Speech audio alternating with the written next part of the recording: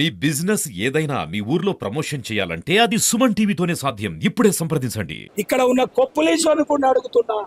కొప్పులీశ్వర్ గారు పాపం చాలా అమాయకుడు, కానీ ఆయన 10 సంవత్సరాలు ఇక్కడ ఉన్నటువంటి దొరల కాలే ఒక్కిండు తప్ప ఆయన ఏం చేయలేదు.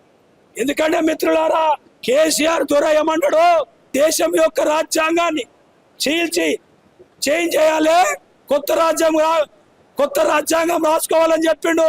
ఇలా కొత్త రాజ్యం వస్తే ఇక్కడ మేము ఉన్నోళ్లకు మాకేనా అవకాశాలు వస్తాయా?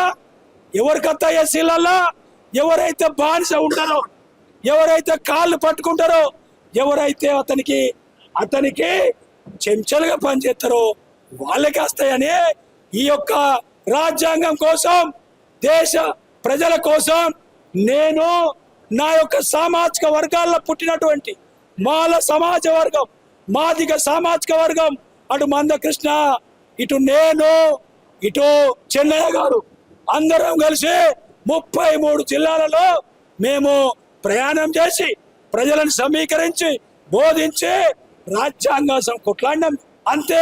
అటువంటి వాళ్ళము ఇటువంటి దొరల దగ్గర బానిసలుగా పనిచేసేటోళ్ళని ఒప్పుకోము. కాబట్టి రేపు రాబోయే రోజులలో యోగ్య సొంటోళ్ళు రావాలి. నా అటువంటి వాళ్ళు మీరు గెలిపియండి, మీకు సేవకునిగా ఉంటా. కాబట్టి మిత్రులారా, నేను అడుగుతున్నా, ఇవాళ కొప్పులీశ్వర్ నువ్వు 10 సంవత్సరాలు ఇక్కడ ఉండవే, ఇక్కడ ఏదైతే డ్రైనేజ్ వాటర్ పవిత్రమైనటువంటి గోదావరికి పోతున్నది, ఏం చేసినావు? తాగు నీరులో కలుస్తున్నది డ్రైనేజ్ వాటర్. నీకు సోయి లేదా? నువ్వు వ్యక్తిగతంగా మంచోనివే, కానీ నీకు విజన్ లేదు. మాకు విజన్ ఉన్నది. మాకెందుకు విజన్ లేదంటే, ఈరోజు 140 కోట్ల ప్రజలని, నా కుటుంబ సభ్యులైనటువంటి మోదీ గారి కుటుంబ సభ్యులు. కాబట్టి మిత్రులారా, ఈ వివేకుని తరిమిగొట్టి ప్రజాస్వామిక పార్లమెంటుని తయారు చేసుకొని ఇవాళ ప్రజల సేవ చేయాలనుకుంటున్నాం.